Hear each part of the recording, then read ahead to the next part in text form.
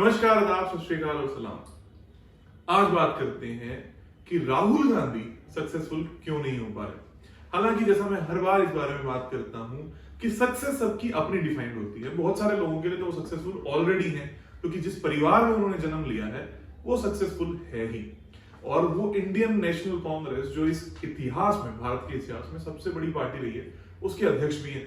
तो ये तो कहा ही जा सकता है कि वो सक्सेसफुल हैं, पर मेरी इस वक्त जो सक्सेस का मतलब है वो है कि वो भारत के प्राइम मिनिस्टर क्यों नहीं बन पाते, या उसमें काबिलियत क्यों नहीं दिखाई देती। क्यों नाकाबिलियत होते हुए भी कांग्रेस उनको संभाल कर बैठी है और उनको अपना रिप्रेजेंटेटिव मानती है। कैसे ये सारी बातें उनके नंबर्स में बखूबी रिफ्लेक्ट करती है।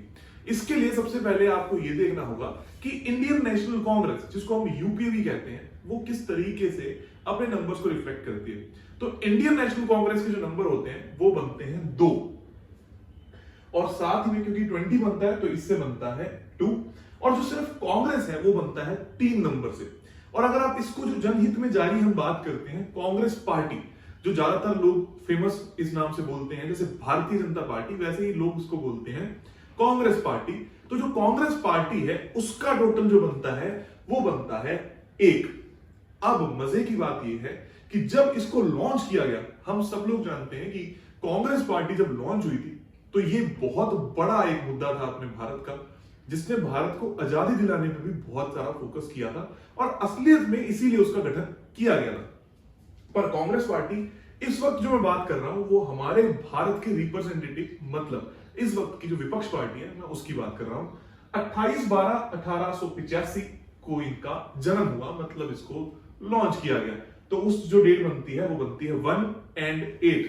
तो कांग्रेस पार्टी 1 और इसका जो निकल कर आता है दैट इज 1 और 8, तो कहीं हद तक समझ में आता है। और 8 जो मैं आपको बता भी रहा था कि हमारी इंडियन छवि को रिप्रेजेंट करता है। इंडियन जो है एक सच्चा नागरिक दिखाता है, तो 8 उसकी वाइब्रेशंस बनती है जो मोदी जी की बनती है। वैसे ही कांग्रेस जो है वो भी 8 तारीख को लॉन्च होती है, जो कि इंडियन से बहुत अच्छे से रिफ्लेक्ट की जा सकती है, देखी जा सकती है। और साथ ही साथ में जब आप आगे बढ़ते हैं तो जो उस वक्त कांग्रेस ने अपने प्रेसिडेंट, अपने प्राइम मिनिस्टर नियुक्त किए वो थे पंडित श्री जवाहरलाल नेहरू साहब। इनकी जो टोटल बनती है वो डेट बनती है 5 और 6, और जवाहरलाल नेहरू को जब आप टोटल करते हो वो बनती है 8। फिर से इंडियन आता है। 8 वो तारीख है जिस तारीख को कांग्रेस पार्टी का गठन होता है। मैं हर बार इस बात को बोलता हूं, जब आप अपने नंबर्स को इस तरीके से अलाइन कर लेते हैं तो ऊंची उड़ान और सक्सेस देख सकते हैं। मैं ये तो नहीं कहूंगा कि जवाहरलाल नेहरू ही एकमात्र ऐसे इंसान थे जिन्होंने ऐसा किया जो कांग्रेस को लॉन्च किया, पर उनके प्राइम मिनिस्टर जो पद है उस पर वो बने, और उन्होंने बखूबी इंडिया के लिए बहुत सारे काम भी किए और अपनी एक छवि भी यहां पर छोड़कर गए। तो 8 तारीख से उनका बहुत अच्छा रिलेशन बन सकता है। उसके बाद इसी परिवार की आती हैं इंदिरा गांधी। असलियत में इंदिरा गांधी का जो पूरा नाम प्रचलित था वो था इंदिरा प्रियदर्शनी गांधी, जिसका टोटल बनता है 2, जो कि साफ तौर पर रिफ्लेक्ट करता है इंडियन नेशनल कांग्रेस के 2 के साथ में। अब बात करते हैं कि ये किस तरीके से इनका और भी अच्छे से मैच करता है। तो ये जब जन्म इन्होंने लिया वो आता है 1911 1917, दैट इज 1 और 3। अब 1 फिर से मैच करता है कांग्रेस पार्टी के साथ में, आप उसका रिप्रेजेंटेशन देख सकते हैं, और 3 मैच करता है हमारे अपने भारत, दैट इज इंडिया से। तो आप सभी लोग ये जानते हैं कि इंडिया की जो छवि थी इंदिरा गांधी के टाइम पर, वो काफी हद तक इनको बहुत अच्छे से रिलेट किया जा सकता था, बट बतौर इंडियन इनकी छवि इतनी अच्छी नहीं थी। मतलब अगर आप प्रेसिडेंशियल या प्राइम मिनिस्टर पद के हिसाब से जब किसी देश की बात करते हो, वहां इनकी रिप्रेजेंटेशन पूरी दुनिया में अच्छी कही गई, लेकिन बतौर इंडियन इनको बहुत अच्छा कहा गया, ऐसा देखने को कोई खास नहीं मिलता। तो इनकी रिप्रेजेंटेशन इंडिया के हिसाब से ठीक थी, और जवाहरलाल नेहरू जी की एज ए इंडियन रिप्रेजेंटेशन बहुत अच्छी रही। ये हमें साफ तौर पे दिखाई देने को मिलता है। उसके बाद आते हैं राजीव रत्ना गांधी।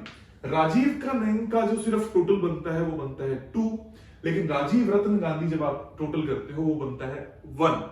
और साथ ही साथ में जब 20/8/1944 को आप देखते हो वो निकल के आता है 2 और 1, that is Indian national Congress and Congress party. दोनों को ये बखूबी रिप्रेजेंट कर सकते हैं, बन सकते हैं देख सकते हैं।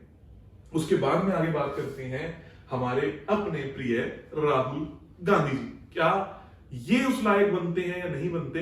कैसे इनको कांग्रेस संभाल कर बैठी है, उसका एकमात्र रीजन दिखाई देता है कि इनकी डेट ऑफ बर्थ में कांग्रेस पार्टी का 1 दिखाई देता है और यूपीए जब आप इसको टोटल करते हो तो उसका 6 दिखाई देता है। मतलब इनका अलायंस तो इनके साथ में है, लेकिन कांग्रेस की जो छवि जिन लीडर्स को लेकर है, जो बोल्ड लीडर्स को लेकर है, वो नहीं दिखाई देती। That is Indian national Congress.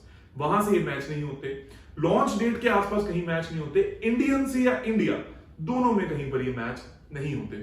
पर अपने अलायंस, अपने प्रेसिडेंशियल पद के लिए ये जरूर सेट बैठते हैं, क्योंकि इनका 6 और 1 बहुत सही तरीके से वहां सेट बैठ सकता है। तो ऐसे प्रेसिडेंट अगर ये काम करते रहते हैं अपनी पार्टी के लिए, तो हो सकता है कि इनकी इमेज और ओवरऑल वर्किंग जो है वो सुधर जाए। लेकिन प्राइम मिनिस्टर पद के लिए इनको काफी मेहनत और अपने नंबर्स में सुझाव की और तरीके की बहुत ज्यादा जरूरत है।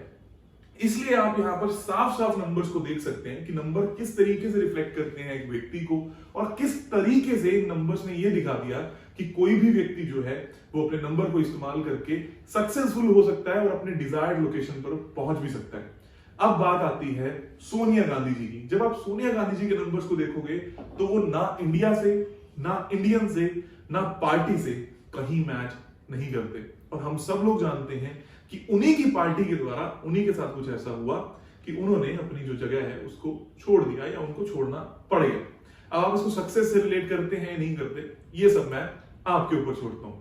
फिर बात आती है मनमोहन सिंह जी की, जो कि इनके परिवार के नहीं रहे, लेकिन जब मनमोहन सिंह जी के नाम को आप टोटल करोगे तो वो बनता है 8।